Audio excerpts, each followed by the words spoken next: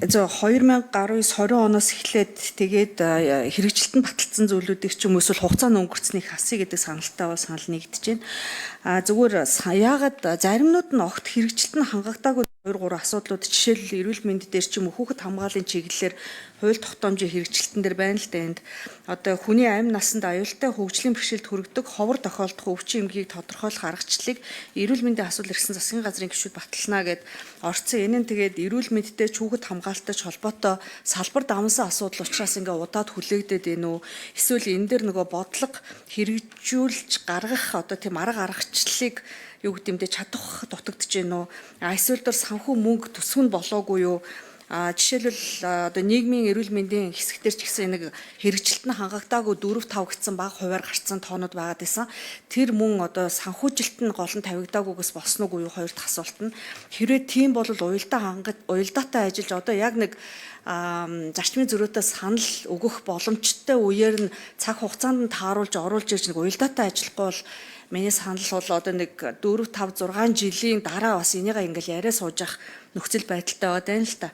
Тэр яагаад энэ хэрэгжилтэнд хангахдахгүй удаан ийм чухал юмнууд нь хаягдаад байгаа юм болоо гэдэг дээр нэг хариулт авъя.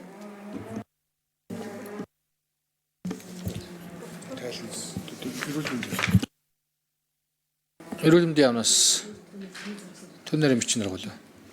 За хариулъя. За ганваа гишүүний асуултанд хариулъя. Эрүүл мэндийн яам Эрдэнэ 2. За энэ нийгмийн эрүүл мэндийн тусламж үйлчлэгээний энэ хэрэгжилтийн асуудлыг гаргах дээр бол одоо хоёр талтай нь бас байгаад байгаа. Нэгдүгээрт бас энэ санхүүжилттэй холбоотой явсан зүйлүүд бол байгаа.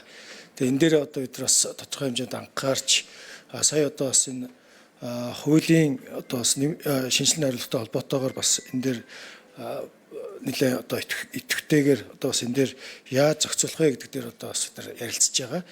За тэгээ шинжилсэн хариулга тий. Нийгмийн эрүүл мэндийн тусламж үйлчлэгээний тухай хууль дээр. За энэ ховор өвчний аргачлал батлах дээр болохоор нөгөө батлагдсан гэдгээрээ л одоо явж гэнэ гэж ойлгоод байгаа. Би бас тэгтээ энийг бас тодруулж харахгүй бол яг шууд хэлж чадахгүй байгаа тий. Энэ нөгөө салбар дундын юунууд дээр зохицуулагдж байгаа болохоор. За ажлын хэсгийн ахлагч Шарын зээг гишүүн нэмэлтээр хариулъя. Тийм гамаа гишүүнд баярлалаа. Яг энэ хэрэгжээгүй гэсэн одоо энэ чинь нөгөө энэ манай байнгын хорооноос өгөгдөд байгаа 72 шийдвэрийн 486 заалт дотроо одоо цаг хугацааны хувьд ач холбогдолгүй болсон давхарцсан гэдэг юм уу одоо хэрэгжилтээс одоо юу гэдэг нөгөө тайлангаас нь хяналтаас хасах энэ шийдвэрүүдийг бид ингээ хасчлаа.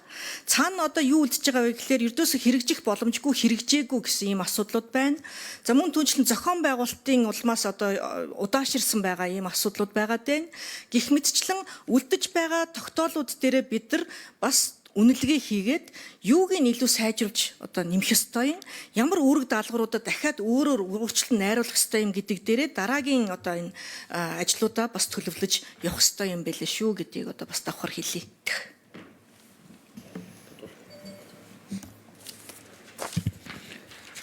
За гишүүд асуулт асууж дууслаа.